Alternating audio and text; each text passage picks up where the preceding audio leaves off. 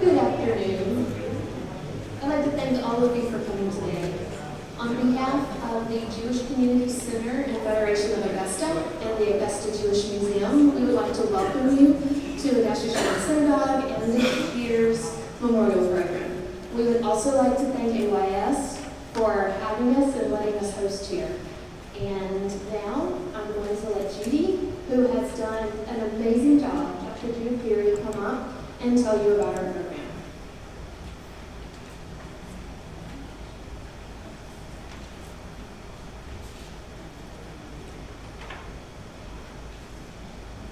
Thank you, and thank you to everyone who contributed to making this program possible. And I'm Jack Weinstein, the president of Augusta Jewish Museum, will tell you more about all the people who helped.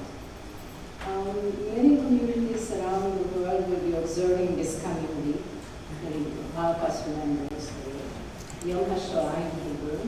Holocaust Martyrs and Heroes Remembrance Day is a national day of commemoration in Israel, on which the 6 million Jews murdered in the Holocaust are memorialized, and it starts tomorrow evening in Israel.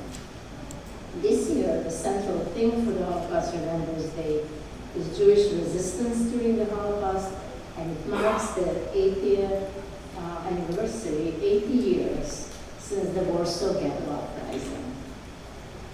Consistent with the theme of the Jewish resistance for this year, the central part of our program will be music of resistance and survival. And we'll start with a shorter memorial than we have done in previous years, and then we will conclude with Rabbi Fisher's remarks. So why is Holocaust remembrance so important? The Holocaust was an unprecedented, systematic, government-sponsored genocide perpetrated by Nazi Germany and its collaborators with the aim of total annihilation of the Jewish people.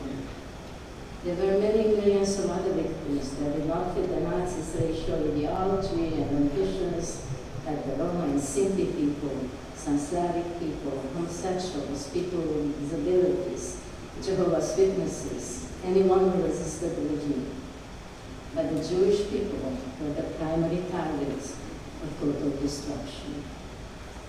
By the time Nazi Germany was defeated, 2 out of every Jew in Europe was dead. 2 out of every 3 were dead. In the ghettos and camps, under dire circumstances, the Jewish people created art, wrote plays, poetry, and as regular music.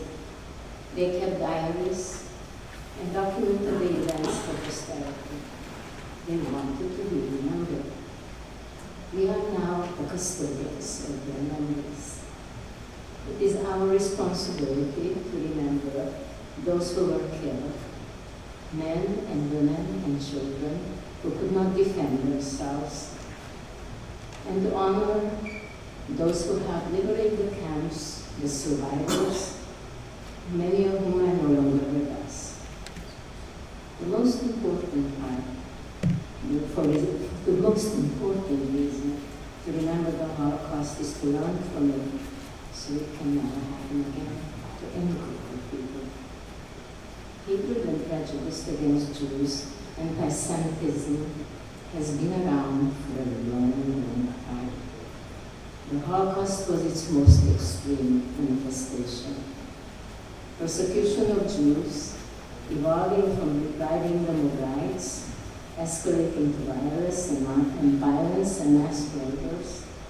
It would have been difficult for the Nazis to carry out without the existing anti-Semitic beliefs of large segments of the population, reinforced by extensive propaganda from the Nazis. The anti-defamationary ADL has recently raised concerns about alarming rise in anti-Semitism in the US. A 36% increase in anti-Semitic incidents in 2022. And yes, there have been anti-Semitic incidents in Augusta as well. The ADL audit found that Jews, who represent on average about 2% of the U.S. population are consistently the most frequently targeted group. FBI data also show that the Jewish community has been consistently the target of over half of the religious-based hate crimes. Most disturbing is that the ADR reports widespread belief in anti-Jewish tropes and negative stereotypes of Jews, echoing Nazi propaganda before the Holocaust, and at rates unseen for many decades. This is very disturbing.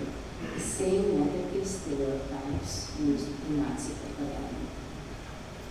As we learned from the Holocaust, the ADR's warning should be a red flag not only for the Jewish community, but everyone, as anti-Semitism goes often hand in hand with bias against other groups and other minorities. The ADR also reported that 2 out of every people surveyed have neither heard about the Holocaust or if they heard about it, don't believe that historical accounts are accurate. So one effective way to combat anti-Semitism and biases against other minorities, certainly against the Jewish community, is Holocaust education. We hope that the Augusta Jewish Museum will serve as an important local resource for programs on Holocaust education. Returning briefly to this year's theme of Jewish resistance, it may not be well known that there was widespread defiance that took many forms. Some managed to escape, and like my father, joined the partisans. There were many uprisings in ghettos and even acts of sabotage and death camps. The Warsaw Ghetto Uprising was the longest and the best known armed resistance. It started on the eve of Passover in April 1943, and for almost a month, the young Jewish men and women of the Warsaw Ghetto fought for their lives, and even succeeded to hold back the Germans for a short time. There are many inspiring stories of courage from the Warsaw Ghetto. I just want to mention to you one of the heroes we were privileged to meet in person. His name is Leon Einstein.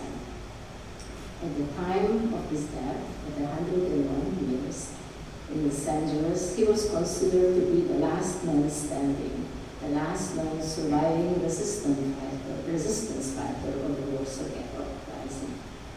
Mr. Einstein served in the Polish army, and after its defeat by Germans, instead of hiding, he made his way back to Warsaw and took part in the uprising.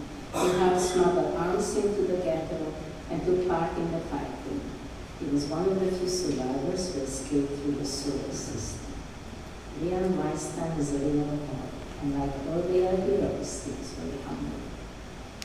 The young fighters of the Warsaw Ghetto knew they were bound to lose, and they chose to die fighting. The Warsaw Ghetto Uprising has become an enduring symbol of courage, of the few against many, and the power of the human spirit.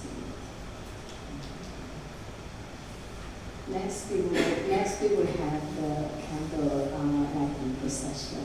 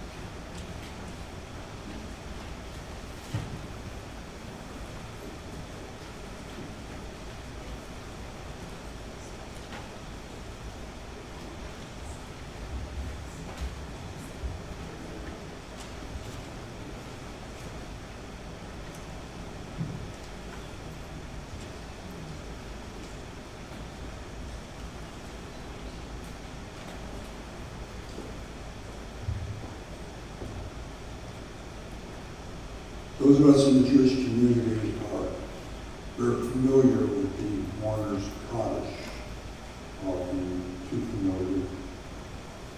It's words that we say in memory of loved ones who have died. But when we recite Kaddish, and those who are no longer with us, it's almost automatic that we remember too the 6 million who died during the Holocaust. And so today, as I recite the words of the Kaddish, if you look at these sheets that are included in what this time of usually came in, it has on the back of a single sheet, Kaddish for the camps. And so as I recite each word or phrase of the Kaddish, I'll ask you to follow the name of each of the camps. Yitkadash, Yitkadash, Shemei Rabbah, Da'amad Ibra Kirteh, Yom Lich Malchuteh, B'chayei Chon Yomei Chon, U'b'chayei Depot Beit Yisrael, Galav Bizman Kavi, Libru Amen, Yehei Shemei Rabbah Yiporak, L'olam Omei Omaya Yiporak Yishtabach, Yipa'ar Yitromah, Yitnaseh Yitadar, Yitalev Yitalal, Shemaya Shemei D'Kavshah B'Richu, Le'elah, Min Kol Birchata L'Shirata, Tushbachata B'Nechemata, D'Amigran B'Omar, V'Hibru, Amen. Yehei Amar, Rabban Shemaya, V'chayim Aleinu V'Alku Yisrael V'Hibru, Amen. Oseh Shalom V'Nomar, V'Yaseh Shalom, Aleinu V'Alku Yisrael V'Hibru, Amen.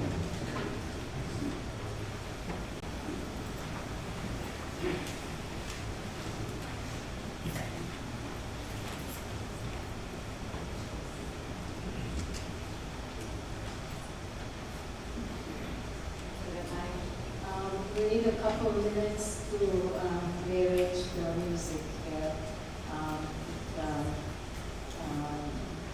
Please can do that, and then I introduce the music program. And I forgot to say for housekeeping, please silence your phones and be aware that this is being recorded. So,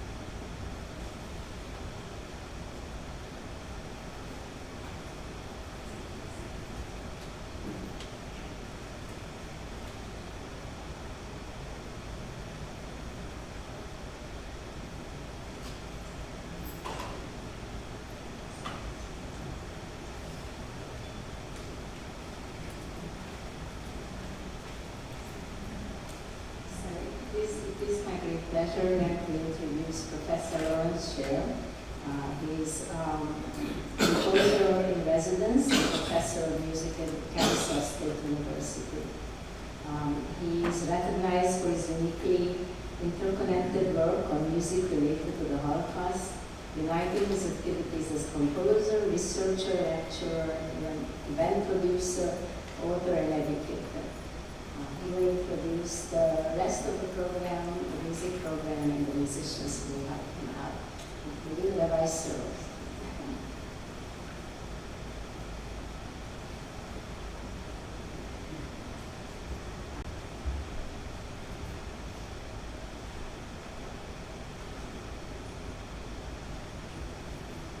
Good afternoon. I'm so glad to be here with all of you today. There are many to thank: the J, the Jewish Museum, and in addition to those organizations and some of the individuals, I would also like to thank SNC of America, which has sponsored my work, and the musicians who have prepared the music for our concert. A special appreciation is due to Judith Geary, who has worked tirelessly to prepare this program. I'd like to take a moment to recognize any survivors and their descendants in our audience. If you are a survivor, or if your parent was a survivor, or your grandparent was a survivor, would you please stand or raise your arm so that we may recognize you?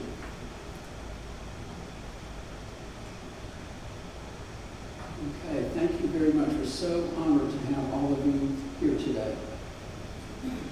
Our concert today seeks to increase Holocaust awareness by remembering the past to inform the present. We seek to bring to life, the creative works whose sounds and sometimes whose creators were silenced during the Holocaust. My hope is to provide healing and to contribute to greater understanding, mutual respect, and tolerance in our contemporary world. During the Holocaust, the creation and singing of songs was an important and widespread activity among persecuted groups. This was not music for entertainment, but music for survival. These songs served a wide range of purposes and were especially important and indeed essential in the lives of those who resisted and those who survived. This leads to the title of our interwoven lecture and concert, Music of Resistance and Survival. My cello sonata includes 4 songs that originated in the ghettos, concentration camps, or among the partisans. Here you can see 4 of the creators of these songs. They are musical heroes of the Holocaust, and we will share their stories and their songs in the order in which they occur in my sonata. My hope is that we can build a bridge to strengthen the legacy of creators like Sherr, Cantor Scholem Katz, Ilse Weber, and Hirsch Glick. Creators whose voices were suppressed, yet who continue to bring forth creative work, even in harrowing circumstances. The subtitle of my work is Mir seinen Do, a phrase that translates as "We are here." It appears in the partisan song by Hirsch Glick that we'll hear shortly, and signifies identity, resistance, and survival. The outer movements of my sonata feature songs of the Jewish partisans. Rather than only remembering the Jews as victims, this framing tells a different story of the Jewish experience during the Holocaust. A story of fortitude and resilience, of courage and boldness, and of the active struggle against persecution and genocide. The lyrics to the first song are by Sherr. He was active as a writer, archivist, songwriter, and political activist in the Vilna Ghetto, now Vilnius, Lithuania. Since 3 of the 5 songs I will speak about involve creators from Vilna, mention that Vilna was a thriving Jewish cultural and religious center before the war and was known as the Jerusalem of Lithuania. The Jewish population was over 27% of the total. The Nazis established ghettos in Vilna from 1941 to 1943. Of the pre-war Jewish population, only 4 to 5% survived the Holocaust. Kaczorginski fled with other Jewish partisans before the 1943 liquidation of the ghetto and eventually joined a Soviet partisan unit in the forests. For his fellow Jews in that unit, he created the song Yid to Partizana by writing new lyrics to a Russian song that he likely heard in the forests. Kaczorginski's Yiddish lyrics speak of survival and revenge, and indeed he participated in the liberation of his home city in 1944. After the war, he continued his work by collecting and publishing songs of the Holocaust. I found Yid to Partizana and the other two Yiddish songs used in my cello sonata in his anthology, Songs of the Ghettos and Camps. The melody of Yid to Partizana appears at the very beginning of my sonata. I'm about to introduce the musicians, and even though we are today in a sacred space and having a solemn ceremony, we also do want to recognize the musicians and the work that they have done. So I hope you'll join me in welcoming Rabbi David Sirull and Robert Henry to perform Yid to Partizana.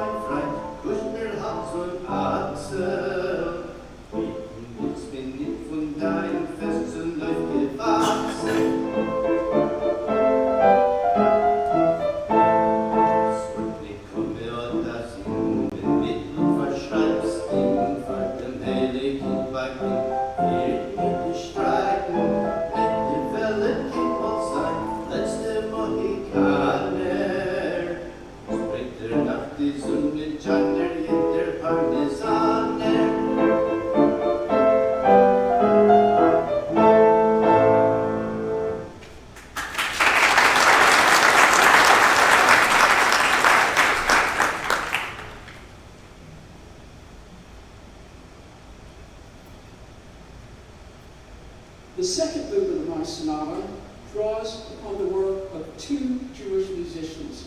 Like in the other movements, these sources are integrated with newly composed material. The first source is El Molei Rachamim, a traditional Jewish prayer for the souls of the dead, as sung by cantor Sholem Katz.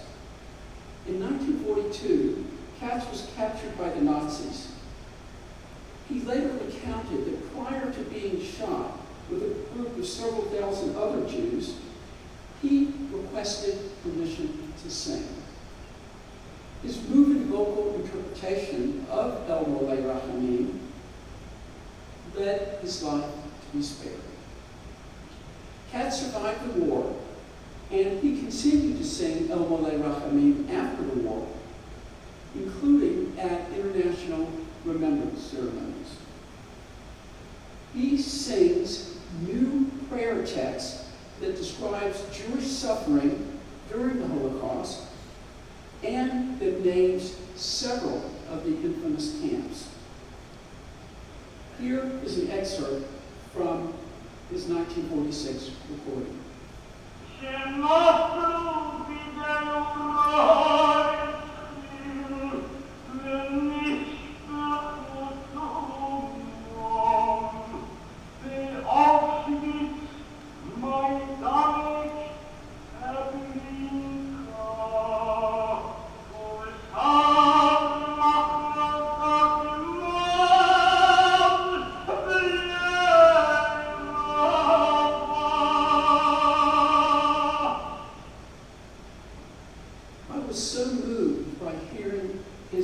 singing, it just is incredible to me. And the combination of his singing and his story was so compelling that I've transcribed several essential excerpts from this recording. You'll hear the cello intone these as the second movement unfolds. The other source in the second movement is the comforting lullaby Vigila. Czech poet Ilse Weber wrote this song while a prisoner in the Theresienstadt camp. Weber worked as a children's author and radio producer in pre-war Prague. In 1942, she was deported to Theresienstadt. In the camp, she continued to create songs and sang the songs for the other prisoners. Her lullaby Vigila provided solace and comfort in lieu of the medicine that was not available in the children's infirmary where she worked. In my sonata, the melody of Vigila gradually emerges near the end of the second movement.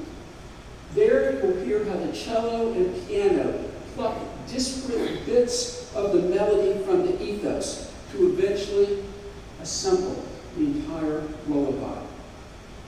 Rabbi Sirull will perform Ilse Weber's Vigila for us now.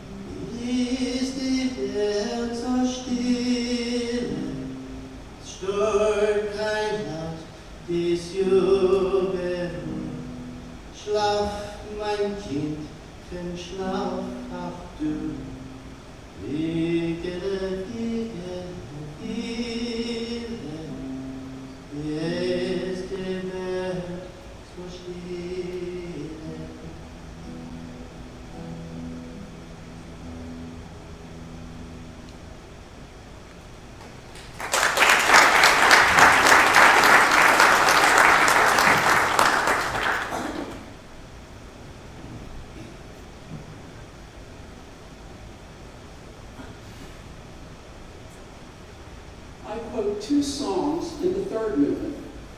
The first is by Hirsch-Glick, a poet active in the Jewish resistance in the Vilna Ghetto. In 1943, in response to news of both the Warsaw Ghetto Uprising and Jewish partisan armed resistance near Vilna, he created the song, "Never Say You Are Walking the Final Road." What Glick was able to capture in his uplifting Yiddish lyrics is a sense of defiant optimism despite adversity. The song was soon adopted as the hymn of the Jewish underground resistance and had spread across much of Europe by the end of World War II. Glick's song is the basis for the theme and 8 variations in my third movement. During my research, I had the opportunity to interview Anne Clute, a survivor of the Vilna Ghetto. She and other survivors I interviewed helped me to better understand the music and culture of that time. Zo'n hemel als de geest letzten Weg, Gott Himmel Leine verstellen neue Zeit, Kuhn wird noch unser ausgedenkte Show, es wird erfeuchten unser Tod nur seinen Doch. When did you first hear this song? Herzen Ghetto. Jean Keinel, the words were by Hirschgewinn. Heshtiglit, Yeah. okay? So tell me about Heshtiglit, please. Him I knew because I knew his sister. His mother used to bake bread and I used to go and buy it and cook bread, because what they gave us was not enough. When did you sing the song together? What would be the occasion that you would sing this song together? We got together, young people, got together and we sing and you hope that it's going to get better.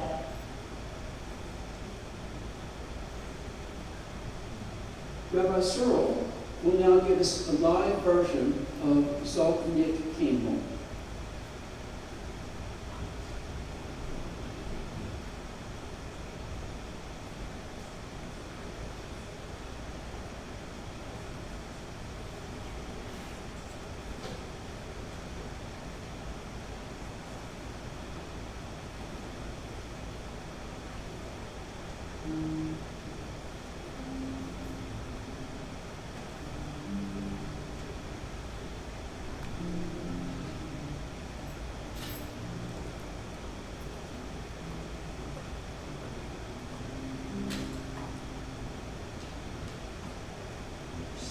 This is the final road for you. The skies of lead may cover over days of blue. As the hours that we longed for is so near, our steps will thunder with the words we are here. The song is written with blood and not with lead. It's not the sweet song when a bird flies overhead, but a people whose walls were falling all around, who sang the song and held their guns and stood their ground. Now the hour that we long for is so near, our steps will thunder with the words we are here.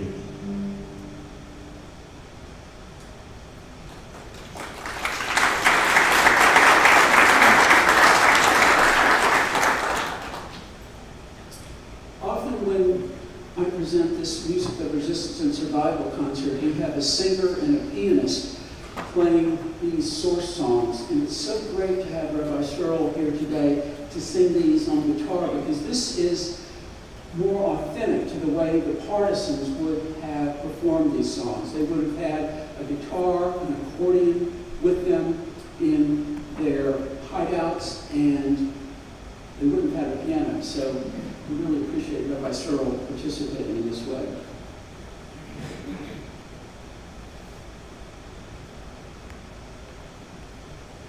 The lyrics to the second song in the third movement are by Shmerka Kaczerginski, Glick's fellow Vilna partisan. Kaczerginski's Hymn of Youth was dedicated to the Vilna Ghetto Youth Club.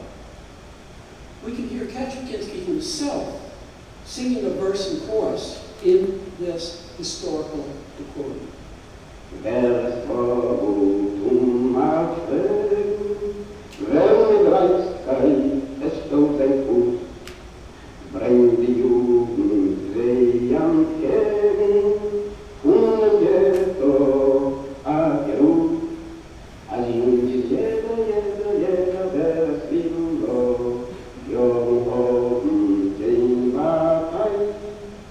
Auf der Kirche, wo sie gehen, ihr seid Kinder, und welcome back Rabbi Sirull for a live performance of Yucatan.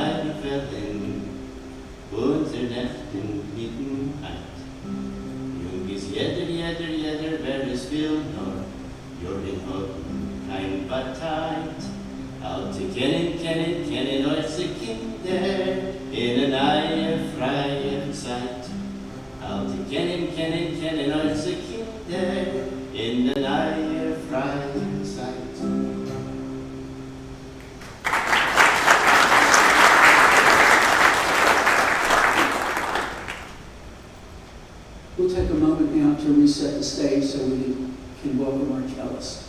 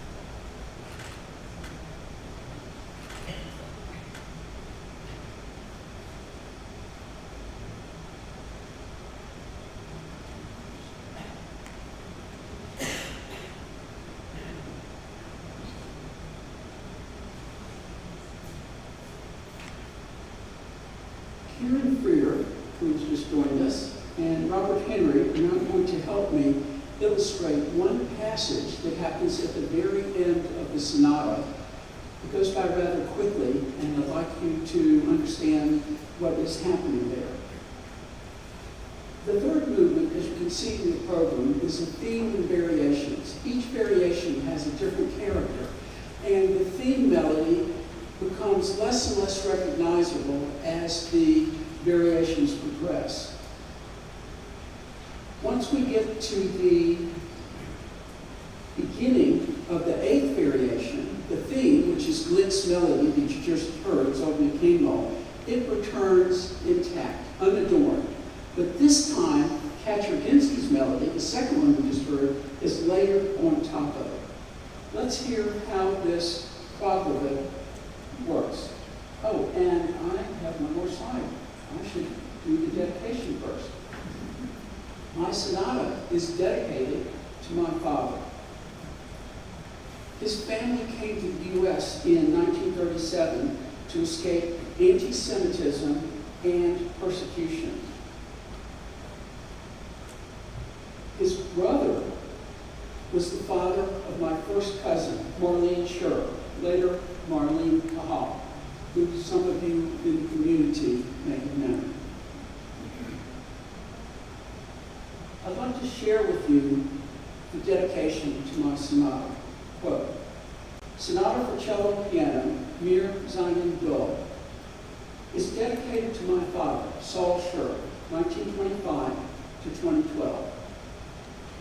Born Szolem Shershevsky in the Polish shtetl of Szczecin, he was a Yiddish speaker whose love of cantorial singing and Jewish music influenced me in ways I am still coming to realize. End quote. So now let's hear how this quadruped in the last variation of the sonata works. Both players start with lick song and the piano continues it.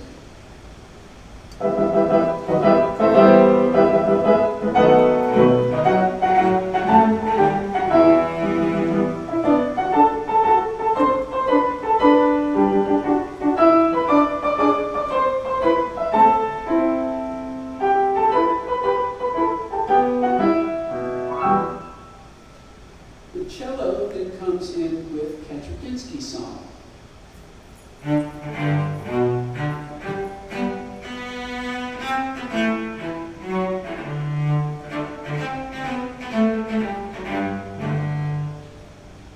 This is what the two songs sound like when they are combined.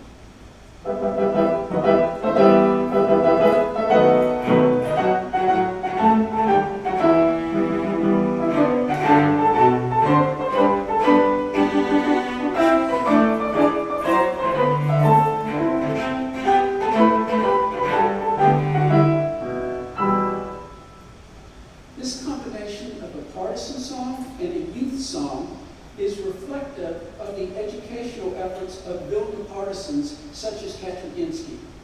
Like him, we realize it is essential to include the next generation if we are to address prejudice, intolerance, and hate in our time. It is our youth who can carry forward these stories of resistance and survival to the next generation.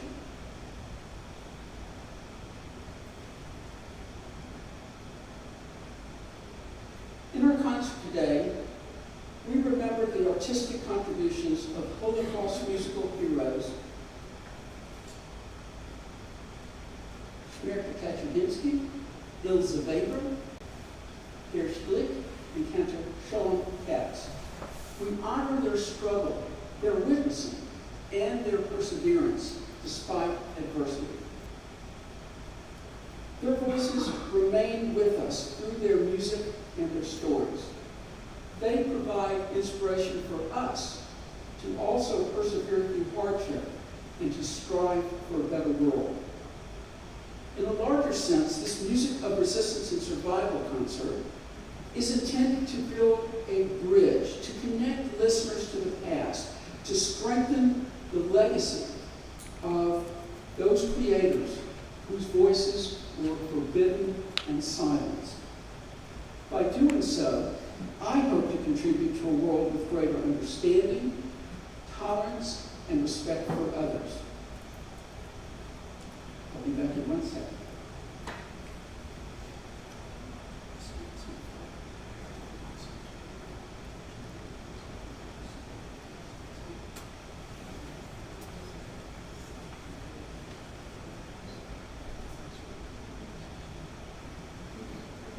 Get the house lights back on now for the performance of the cello sonata, please.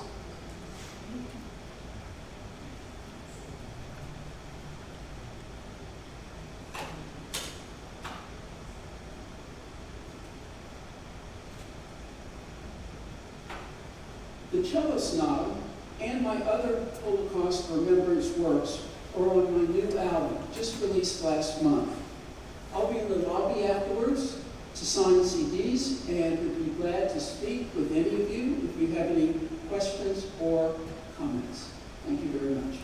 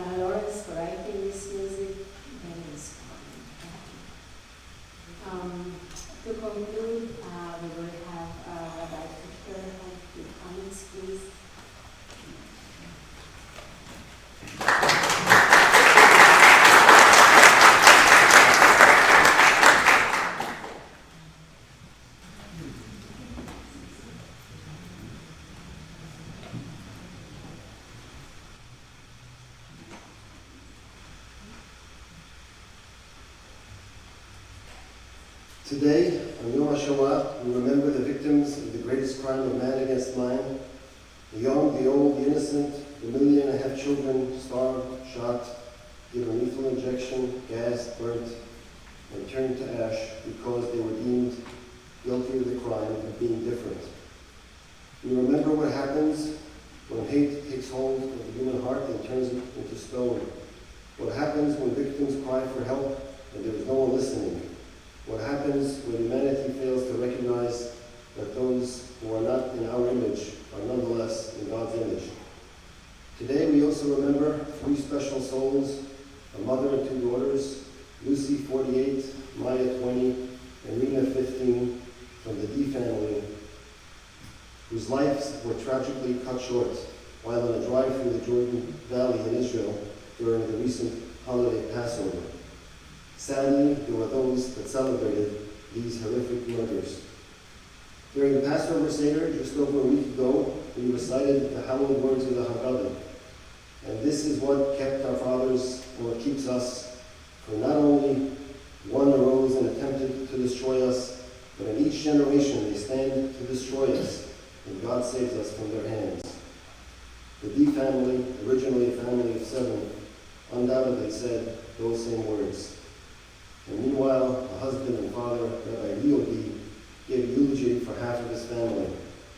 Quote, "Let the Israeli flag today send out a message of humanity, which is, we will never accept hate as legitimate, we will never blame the murder on the victims, there is no such things as moral equivalence between terrorists and victim." Quote, "Let's make today D's Day, remembering Rena, Maya, and Lucy, and also remembering the beginning of the turnaround in the Second World War, when the focus of good started to overcome, when the forces of good started to overcome the forces of evil." We continue, and the D also stands for differentiate, because on these days we have to differentiate between good and evil. Am Yisrael will prevail, the Jewish people will prevail, Israel will prevail. This year, he noted, Pesach, Easter, and Ramadan coincided for the first time in 30 years. Pesach and Easter are about redemption, about making the world a better place, he said. Fasting of Ramadan, I have learned, generates empathy for those in need and is also about making the world a better place. And yet, as the Haggadah says, in every generation, the story is the same. In each generation, there are those who seek to destroy the Jews, and in every generation, through the grace of God, they fail. This, though, doesn't relieve those who retain any measure of decency from standing up against evil, because the alternative is apathetic complicity, silence, and silence is simply wrong. Almighty God, we know that while we do not have the ability to change the past, we can change the future. We know that while we cannot bring the dead back to life, we can ensure their memories live on and that their deaths were not in vain. We know that we can resolve right here and now to embrace our Judaism even more, and we can to reach out to our fellow Jews to do the same. Every Friday evening, when we light our Shabbat candles before sunset, every time we say a prayer, study Torah, wrap tefillin, give charity, or celebrate Passover, we erect an eternal memorial for the victims of the Holocaust and simultaneously prove the haters wrong. Because we know and declare that Am Yisrael Chai. Thank you.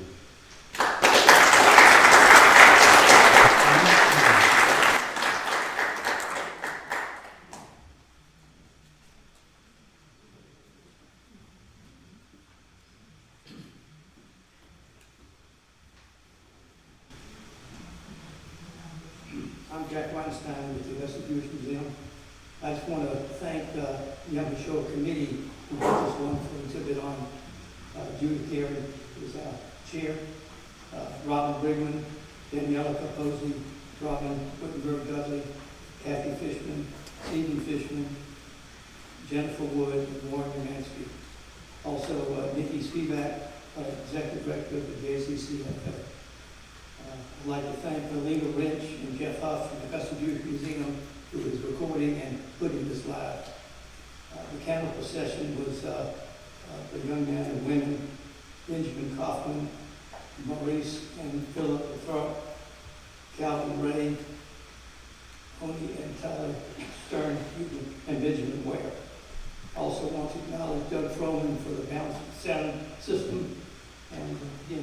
very much